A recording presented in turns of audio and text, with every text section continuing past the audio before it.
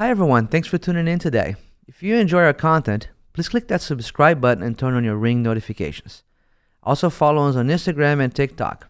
Our episodes come out every Monday at 8 p.m. and your support will go a long way. Before we head over to the podcast, we'd like to thank our sponsors. Are you looking to buy or sell your home or just curious about how much it's worth? Visit AlessandroDivinoHomes.com today. Working with Alessandro of Compass will give you the edge in navigating the real estate market. And by ASF Sports and Outdoors. ASF is your community hub for all your sporting goods. ASF Sports and Outdoors, expert advice every day. And now, let's head over to the podcast. Hi everyone, thanks so much for tuning in today and welcome to the PrepZone Podcast. I'm your host, Estevao Divino, and today I'm sitting with Lauren Garcia. How are you, Lauren? I'm good. Thanks for having me. Absolutely. Thanks for being here. Lauren was a member of the Staples girls soccer team for 4 years. She recorded 37 goals and 33 assists in her 4-year career, including 18 goals and 14 assists her senior year. Lauren was also elected to the All-Decade Girls Soccer Team for the state of Connecticut from 2010 to 2019. It's quite an achievement. She's also a member of the top 150 players nationally in 2015 as ranked by Top Drawer Soccer. Lauren was the FCAC Championship Game MVP in 2014. She was All-Conference and All-State teams in 2014.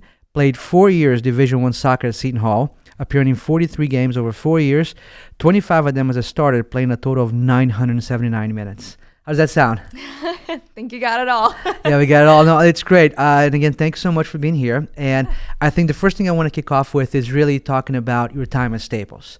You were there 4 years, right? Were you varsity all 4 years? I was, yes. Excellent. Okay. So talk to me about, I think you went through 3 coaches, correct? For the whole tenure, anything like that? Yeah, 3 coaches. Overall had just such a great experience. It was so much fun. I played with a bunch of really talented soccer players. We all respected each other. And actually I grew up with a lot of them, like playing rec and premier. So that was really awesome. So we had a lot of fun and went through 3 coaches. Okay. Vicky Ross and Kiara my freshman year, Heather my sophomore year, and then Barry and Mackenzie eventually my junior and my senior year.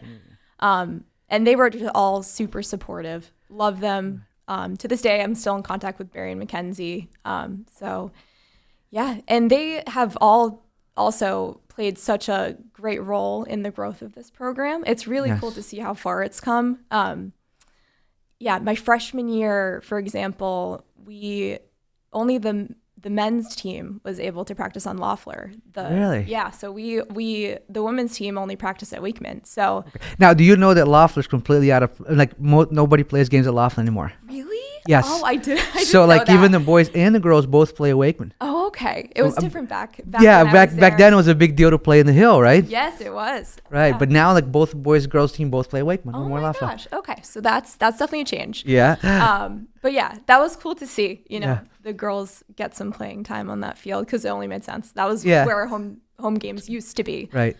So that was a big change, and then eventually my senior year we ended up winning FCX. So that was awesome, which we hadn't done in 20-something years for the program. So long drought that you guys were able to accomplish there. Yeah, and I think when Barry and Mackenzie, talking about the program, were able to win back-to-back, that was another long drought the program, went through, and now it's over. So it goes to say about their how their work has been, great for the program. Yeah, it's been awesome. Okay, now I wanted to ask you about, you mentioned Loeffler and grass, and so at Seton Hall, did you guys, how was it playing there? Was it turf, grass? Talk to me about how your whole experience at Seton Hall was compared to your high school experience. Yeah, it was turf. Oh man, yeah, it was definitely such a high level of soccer. You always think you're prepared training in the summer. You're like, I'm ready for this. But that first practice really just is such an eye opener. It's such a higher level. That definitely takes some adjustment getting used to. But, overall had a great experience. It was definitely a lot, balancing a college course along with, Division I soccer where you have 2 games where you're traveling usually over the weekend and then you have practice every day. And then on top of courses. But overall, it was just an amazing experience. I got to play at a high level. I learned a lot, not only through with soccer, but also valuable life lessons that I took out of it. It was overall just really great. So I want to ask a question, which is I don't know if it's a conception or people know that. So and this is kind of a little bit of what I've heard, what I believe is like, do Division I athletes get any special treatment when it comes to classroom work? No. There you go. There you go. Right? Because you like the division is like sometimes you're watching the sports on TV and you're talking about all their majors. I'm like, how are they doing this? And they're practicing so much. I mean, walk us through a day like that. I mean, how hard is it to do both? It's a lot. I mean, definitely the first month it takes a little bit of adjusting. You got to figure out like when you can study. You really have to plan out your time very specifically so you get everything that you need to do done. But yeah, we didn't skip anything. When we were on the road and we had tests, like say on like a Friday or something like that, like we would take those tests in the hotel while we were away. So yeah, our coaches were very big on academics too. So yeah, no special treatment. No, and did you have to maintain a certain GPA to keep eligibility and all that too, right? Yeah, I think it was a 3.0. I might be making that up, but yeah, we definitely had a minimum of what we had to get. And we actually, I think one year we had like an average of 3.7. So we really tried to like keep our GPAs up. Yeah. It's important, right? I mean, because you want to make sure that you're there for a reason, which is get your degree and learn, right? Okay, so now, staying on the college topic, and we'll go back to Staples in a little bit. Can you talk a little bit about your recruiting process, the first thing you remember, and how that process was like for you? Yeah, so it started really in middle school, which is super early. But I knew I wanted to play soccer in college, even at a young age, because I loved it so much. So I started with the Olympic Development Program, and it's not an actual league. It's not a premier team or anything like that, but they had opportunities to have showcases with college coaches in the summer at their ID clinic or their summer camp clinic. So that was step one. I just wanted to get as much exposure as I could, and then ECNL became a thing. ECNL, I'm sorry, what is that? ECNL is the Elite Club National League. Okay. And that's kind of like a step up from Premier. And yeah, I made it a goal to make that team because, I knew that was like the next best thing, best for my exposure. And it really was because every game there would be college coaches there. Every tournaments were huge. There was like 70 coaches on the line watching your games. So that kind of started the recruiting process, conversations. And how is that playing a game like that in front of that amount of coaches? It was definitely a little scary, but you got to do what you got to do. You got to show up, you got to perform, and you got to, get on people's radars. So did you feel that other players like were just playing harder because of what it was? And for sure. Yeah. Everyone was just, putting in their all, like to make sure they like played their best in front of these coaches because, the pressure is high when you're at these tournaments, especially if you want to go to play at play in college. So, but yeah, that's where all the comms started. Coaches start reaching out to your coaches, and then you go to, what I did is I would go to their ID clinics for colleges that were interested or showed interest. Even with, colleges that I was interested in, they weren't interested in me. They didn't reach out or anything, but I just wanted to get on their radar. And I'd even go tour college campuses because academics was a huge thing too. And I'd try to meet with any of the coaches, either the assistant or the head coach, and just introduce myself and be like, hey, I love this school, would love to come to an ID clinic or something like that. Just putting my foot in the door. Sure. Yeah. And then from there, you kind of narrow down what colleges you're really interested in. And then junior year comes and you can actually directly have conversations with coaches. So that's where you kind of become serious right there, right? It becomes very serious, very fast. And then you just kind of whittle away. Did you commit during your junior year or during your senior year? My junior year. So you played your whole senior year already knowing what you're going to do. Yes. Now, I'm sure that was like a stress-free season for you. It was. Yeah, definitely. Everything leading up to it, it was kind of like, finally, I'm done. Yeah, because I can imagine when that decision is made, everything you kind of worked for materialized. Right. So now, you know where you're going, you know what you're doing, you got your next step in life, and it kind of, maybe that's why you had that incredible season, right? 18 goals, 14, you never know. Less stressed. Sure. Okay, so now I want to just shift back a little bit to talk about Staples, right? And your whole time there. And is there a story, something you can share to us that kind of I'm sure there's a lot of them, but one that you can point out the audience that will make everyone say, hey, this is what, Staples was for you? I have so many stories. Just one story that really sticks out to me. That's like probably FCX. Honestly, that was truly one of like the best days of my like high school or even like soccer career. It was so incredible. The energy, like so many fans came. There was like such pride in like playing for Westport. And, you know, everyone was just working their butt off. Like we were tied for a majority of the game. Like I remember Mary Benowitz, our old goalie, made this like awesome save that could have like kind of like closed the game down because we were in overtime.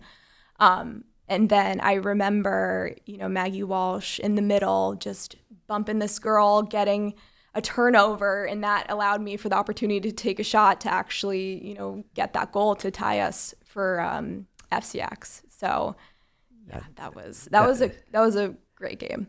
Yeah, that sticks with you, right, for a long time. Okay, now do you have a story off the field? Off the field. Yeah. So I used to get insane calf cramps. So before every single game, Mackenzie would actually make me have, and also everyone, just so everyone didn't get calf cramps. But, you know, I was like the number one. Like every other game, I'd always get a calf cramp. She would make us have a pickle before every game to get that sodium in, and an apple just for energy. So pickles and apples before every single game. So that's almost like you're back at rec having a snack before the game, right? Because because at rec, like I feel like that's what it's all about, right? It's like the highlight of every game is the snacks, right? Who's gonna handle the snacks? I remember coaching rec, and that was like as a coach, that was the most important part of the game you want to go. But that's amazing. And I think as you know, you look back at your time at Staples and your time in high school and everything you went through. Any advice you'd give out there to someone who's like, you know, trying to follow that path to play, you know, in college? What would you say to them? Say, here, this is what you should be working on. This is what you should be focusing on. Yeah. I mean, for me, it's just putting in the extra work, you know, that's what really separates you from like other players. If you're like in your free time on your own, going to get touches at the field, extra shots, extra everything, extra running, like really just putting in your 110% effort, not only at practice, but also, you know, in your own time. Okay. And then, you know, you mentioned you played ODP, you played the ECNL, played club, played all kinds of things. What is where would you say I had the best time playing of all these places? Honestly, it's Staples. Yeah. It was just such a fun experience. I guess, you know, there's always pressure with playing, but it was definitely like more of a less pressure situation. I was just like really excited for every single game, every single practice. It was just like there was such a fun environment around it. Not that, you know, Premier and, you know, college weren't fun, but it was definitely a little more high pressure. So, and there's also like a pride, you know, playing for your hometown. So that's definitely different in what, you know. You're playing with your friends. You grew up with them, right? So you play through rec, through all that stuff. So it's like you can remember a lot of that. I think the other day I just saw that one of the soccer players for the girls team got announced to college, and one of her pictures was like her friends in rec. Yeah. Right, so her 4 friends in rec. That was like okay. Here's the announcement, and here's where it all started. Right, that picture in rec is probably something she holds dear to her heart, right? And I'm sure that it's probably the same for you. Yeah, definitely. Yeah. So, and then talking about how you go from playing the Staples to play the Seton Hall, what was that transition like? I know you mentioned the quality of the play is very different, but what is the main difference that you see that playing high school to playing college? It's just honestly, it comes down to the level of competition. I played against some really, really amazing soccer players that ended up going professional too. You know, you're playing like nationally ranked teams, and you have to adjust. Like, there's definitely more adversity that you have to face when you're in college. You know, you come in as a freshman after playing, you know, how many minutes you usually do to like really fighting for time. So, you know, I had to really get mentally tough and, you know, grit down and like do whatever I could to just like earn that playing time. So yeah, that was like really the big. And you mentioned mentally tough, right? And I guess like the role of confidence coming from a place where maybe you kind of reigned right in your high school, going to a place where now you're just someone trying to fight for a spot. Right. How do you mentally handle that? What advice would you give someone who's kind of making that shift, or maybe someone who's like at a team right now is not playing so much, right, but is trying to retrieve for that? How did you handle that mentally? I honestly just try to stay positive. If you kind of get in a bad mindset, that you could spiral. You never know how that's going to go. So just try to stay positive. Just know your time will definitely come if you put the work in. And that's just my big advice. Stay positive. Stay positive. Yeah, because it's like not that you ever root for someone to get hurt, but the course of a game of a season, it's a long season, right? And the coaches always talk about the importance of the players who are just part of the group. I mean, they're not there all the time. And I've talked to Barry, talked to the coach, and they always talk about how important those players, they are not on the field every day, but are practicing, helping you get ready, right? Yeah. I mean, how would you talk about your teammates who are really at practice, giving you everything, but don't get to play at all times? You're still a part of the team. You still got to show up. You still got to support the team. Barry and even my college coach, made it a big point, to kind of express that, like, even if you're not playing, you're still a part of the team. Like, you still got to show up. And whether it be on the field or it's off the field cheering on your teammates. Okay. All right. So now give me a college story that was kind of, stuck out to you. You told us about Staples. Give us a good college story. It can be soccer, can be off the field, something funny, something that happened with you that maybe some listeners will relate to this. Okay. That's a tough one. It's been a little bit. One time, I'm so sorry. I'm like totally blanking. That's okay. Maybe the Staples ones are just better. Honestly, yeah. The Staples are just better. Yeah. But you always seem to think that, there's something there that happened that you're like, wow, okay, this is what it's like. Something, honestly, I think back and I just think of like the amount of like hard work that we did. That's really it. We did like so much lifting, so much running. That's what my mind is going to right now. It's funny because I talked to the freshman coach, and he mentioned to me about how players, when they get there, a lot of times the coaches in college are even you're already a formed player, right? I mean, they're really trying to get you in shape and get you in game shape. Yeah. Right. And then he said one time a player asked me about soccer, and he said, well, I don't know much about soccer, but you'll be in great shape. Yeah. Right. That seems like what happens a lot, because you just have to outwork everyone. Yeah. You just have to outwork everyone. Okay.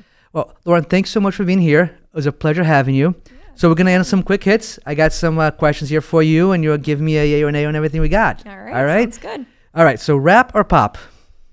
Pop. TikTok or Instagram? Instagram.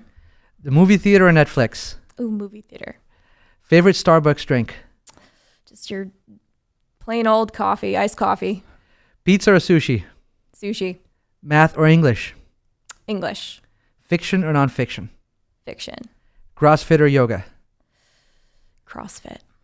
Beach or sightseeing? Beach. Roller coasters or bumper cars? Bumper cars. One thing you can't live without? My phone. If you could have lunch with any historical figure, dead or alive, who would it be? Messi. And if you could change one thing about the world, what would that be? It's brokenness. Lauren, thank you so much for being here. It was a pleasure having you. Yeah, thanks for having me.